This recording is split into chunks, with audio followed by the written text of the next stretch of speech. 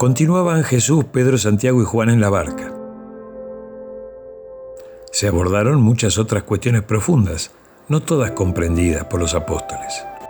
Tengamos en cuenta que sus mentes eran las de personas del siglo I y no con gran instrucción para entender ideas abstractas que pudieran reemplazar sus ideas previamente instaladas.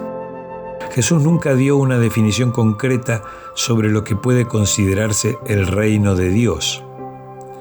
Incluso intentó no utilizar la palabra reino porque traía la idea inevitable de que podría estar hablando de lo que para nuestra realidad es un reino, gobernado por un rey.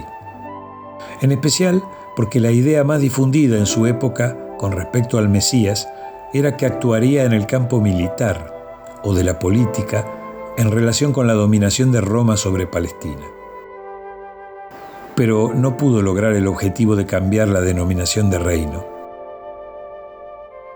El reino podía ser la experiencia personal e interior de la vida personal del creyente individual en comunicación con el Padre.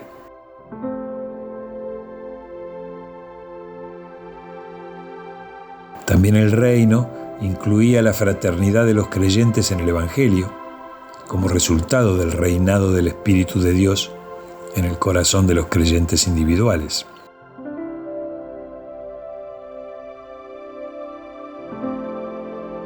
También estaban incluidos en el reino sobrehumano todos los seres espirituales invisibles para el ser humano, en fraternidad con Dios y nosotros.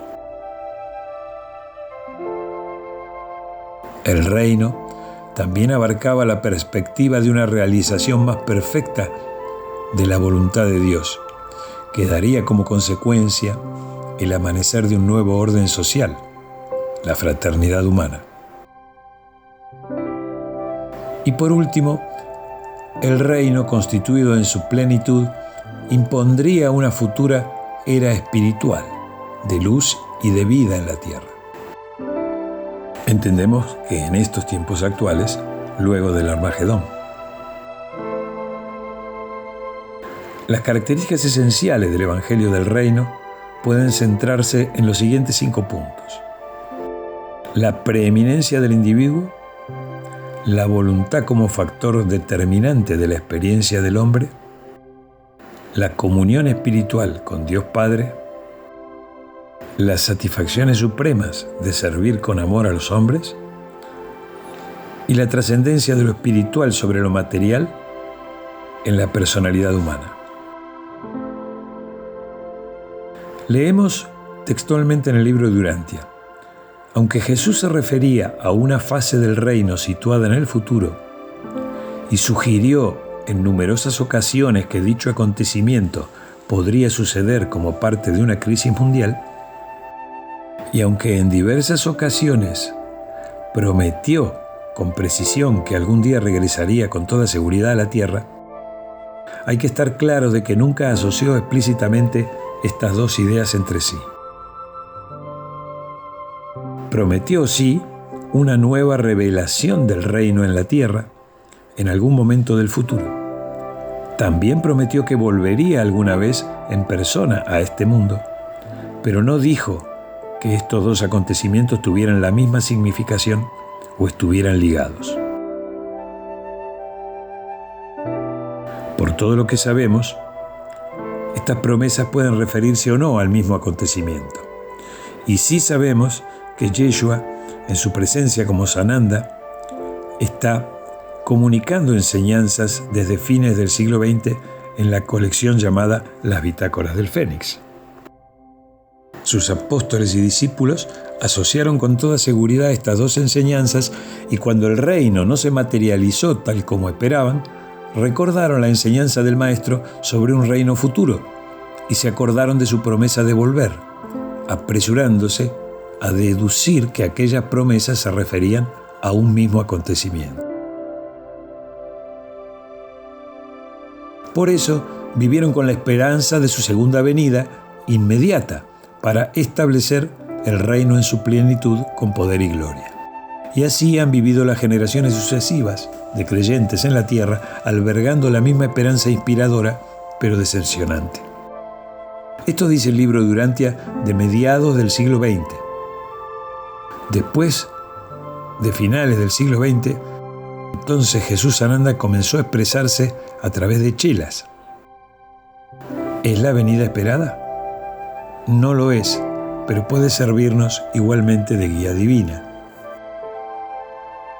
Es a través de su vida, más que de sus lecciones a los apóstoles y los sermones a la multitud, como debemos entender las enseñanzas de Jesús. No atacó la filosofía moral que enseñaban los griegos y no atacó las enseñanzas de los profetas hebreos, sino que vino a enseñar algo adicional, un acuerdo voluntario entre la voluntad del hombre y la voluntad de Dios. No estaba en su interés producir hombres religiosos, mortales enteramente ocupados en sentimientos religiosos. Era un profundo conocedor de la esencia humana, producto de tantos viajes y relaciones con diferentes personas y culturas. Hay ideas tergiversadas a este respecto, como también al tema de la mansedumbre y la humildad. Perseguía un auténtico respeto por sí mismo y cuando aconsejaba la humillación en los hombres era para que pudieran ser realmente ensalzados. Lo que en realidad perseguía era una auténtica humildad ante Dios. Atribuía un valor enorme a la sinceridad, al corazón puro. La fidelidad era una virtud apreciada en la evaluación del carácter y la valentía era central en sus enseñanzas. La frase "no teman" era en verdad una consigna. Era también un educador positivo de las verdaderas virtudes. Evitó el método negativo de impartir enseñanzas, rehusó darle publicidad al mal. Por ejemplo, prefería decir "hagan el bien" en lugar de proponer "no hagan el mal". Para Jesús, la religión es una experiencia personal, porque Dios ama a cada uno de nosotros como individuos únicos. La relación, la ligazón de cada uno con el Padre es única. Explicaba que durante muchas generaciones habíamos tenido una religión racial o nacional, y Él había venido a darnos una religión personal. Así es que el reino de Dios crece dentro de nosotros. Terminó siendo un concepto en desarrollo, producto de la comprensión evolutiva de la filiación con el Padre Celestial.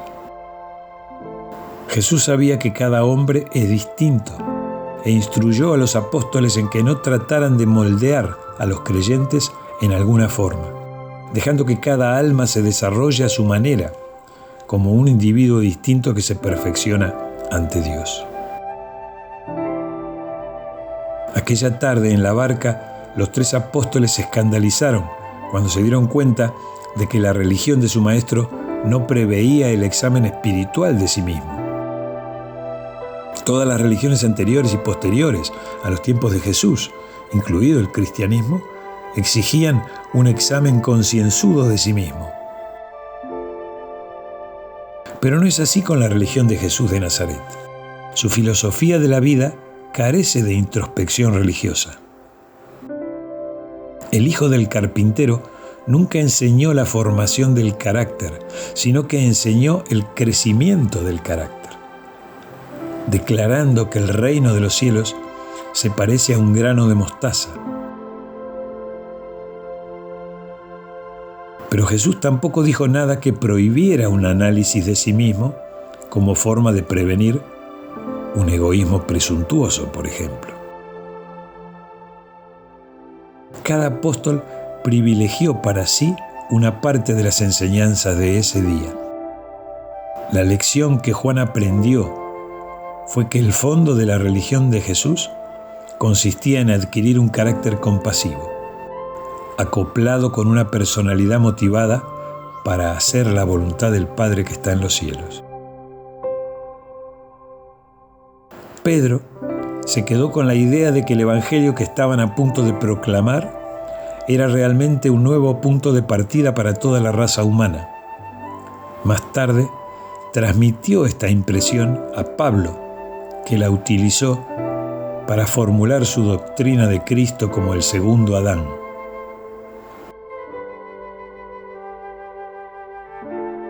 Y Santiago comprendió la emocionante verdad de que Jesús deseaba que sus hijos de la tierra vivieran como si ya fueran ciudadanos del reino celestial acabado. Jesús reveló una bondad igual a la de Dios. Exaltó el amor, la bondad y la belleza y la verdad como ideal divino y realidad eterna. El Maestro vino a desarrollar un nuevo espíritu en el hombre, una nueva voluntad, para conferirle una capacidad nueva de conocer la verdad, experimentar la compasión y elegir la bondad. La voluntad de estar en armonía con la voluntad de Dios, unida al impulso eterno de volverse cada vez más perfecto como el Padre que está en los cielos es perfecto.